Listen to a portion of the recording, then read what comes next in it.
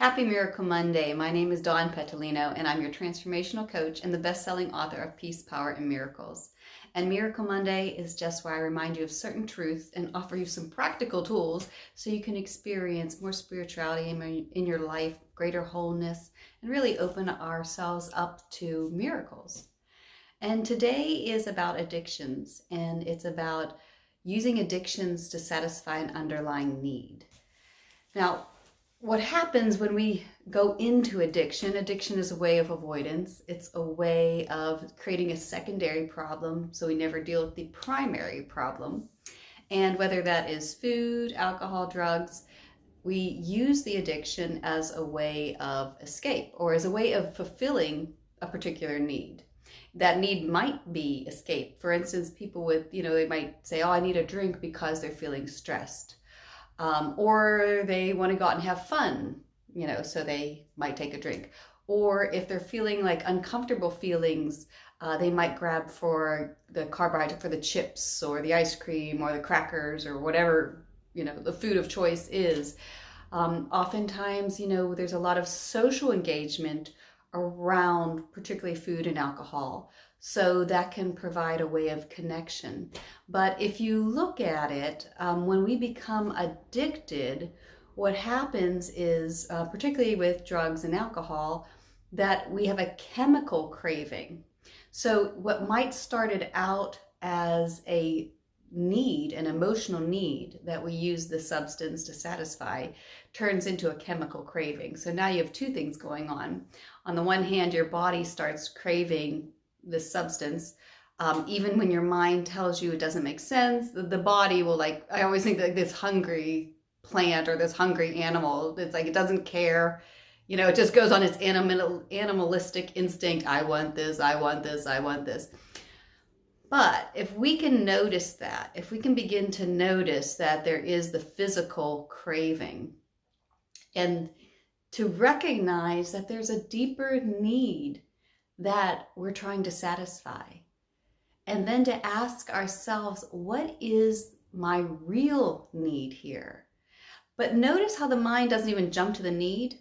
It jumps to the substance. So for instance, you're in the kitchen, all of a sudden you're like, I just want crackers. I want crackers, or I want popcorn, or I want ice cream or cookies, and we jump to the idea. And so now we're gnawing on this push-pull thing. Oh, I want this. No, I shouldn't have this. I want this. No, I shouldn't have this. Or if it's alcohol, oh, I just want a drink, I'm going to go out and get a drink. Just the thought comes, but we never recognize where the thought is coming from. What triggered the thought? And if we can take a step back to say, wait a minute, how am I feeling? And what am I needing? What do I think this substance is going to give me? Now, it's a little bit tricky if it's a physical craving, because that's, like I said, it's very kind of animalistic, where it's not thinking deeply. It's like, I just want it. But if you can go back and say, what is it that I'm really needing? So for instance, I didn't even notice that if I came home and I would, be stressed or something, and I would say, oh, I just want a glass of wine. That didn't seem like a big deal, right?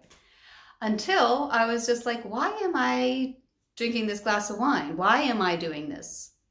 And I had to look at, what is it I'm really needing? And when I started to question, what is it I'm really needing? It was, I'm tired. Well, if I'm tired, then what I'm really needing is rest, not a glass of wine. Or what I would notice is I'd be really irritable. There would be these angry, resentful feelings, about a situation going on. So I would feel this resentment. Well, instead of dealing with the resentment, it would be like, I'm just going to eat something or I'm going to drink something. But I didn't even realize the thought about the resentment. My mind just automatically said, I want crackers, or I want a glass of wine. It just went there. It didn't even look at the primary issue until I started pausing and asking myself, what is the deeper desire? What am I needing? What do I think this is going to give me? And it either, with the anger, it was going to help me avoid angry feelings. So I could take a glass and hey, you take the edge off. Well, now I don't have those angry feelings. Not that I don't have them. I just fuzzed them out for a little while.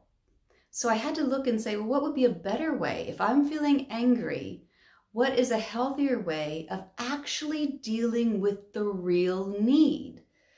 And for me, if I was feeling irritable and resentful, that wasn't a time to have a conversation. It was a time just to deal with the anger. So I went into this extra room and I turned on some music and I just started doing, hardcore dancing. And I could feel myself working out these irritable feelings and I felt calmer afterwards. It's the same with food. I noticed that in a way, it was a way of whenever I was feeling vulnerable, I didn't want to deal with the feeling vulnerable. So instead, I would reach for crackers. I would reach for, whatever my food of choice was, which was always like crackers. I would reach for those because I didn't want to deal with the vulnerable feelings. And the vulnerable feelings, a lot of times it was like I was feeling vulnerable. I didn't want to share that with anybody, didn't want to lean on anyone. And so instead I went for food. It's the idea of that there is a feeling or there is a need, and I'm going to bypass the feeling or the need altogether, and I'm going to go for the substance. Why would I need to bypass the need? Maybe because in my mind, this was something I wasn't allowed to do. Anger might not have been allowed. I certainly wasn't somebody that I thought was an angry person. But I realized how irritable it would come out sideways. So apparently I had anger, wasn't dealing with it. Or if I wanted connection with people, well, hey, let's get a glass of wine. Why? Because now I could have connection. My walls would come down a little bit and I could be vulnerable with people. But that's not a real vulnerability. It's not a true connection because what happens? What happens the next day? You feel ashamed, or I would feel ashamed, or, oh, I shouldn't have said that, or I looked, needy. And that was like the kiss of death. So vulnerability was something I wasn't allowing myself to feel. So to begin to really uncover the addiction is to say, what is the need underneath? And some of that might be, what is the emotion, what is the one thing that I would run away from at all costs? Because that's probably the deeper thing that's happening in some instances, why we are going for the addiction, why we're going for it. The other thing is, what am I not including in my life that I think this is going to give me? So it's kind of, we remove our attention from the secondary to the primary need. And when we can begin to deal with that, it feels vulnerable, it feels scary. It's certainly, the drink, the food and all that is easier, but is it really easier? Because now we create more issues for ourselves than dealing with the primary need of learning to be vulnerable with people, of setting boundaries, of making our life more manageable, maybe being more spontaneous, of having more connections, of dealing with sad feelings or angry feelings, which are very natural human emotions.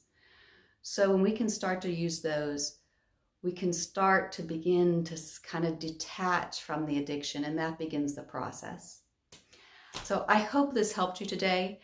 I hope if you're dealing with any of these, addictions, that you look into, probably some books, or I have certain blogs on my website, also your 12-step programs, but also just to begin to have compassion for yourself and love for yourself, and know that the addiction is trying to meet a need. It's just not meeting it effectively and is making your life unmanageable. Happy Miracle Monday.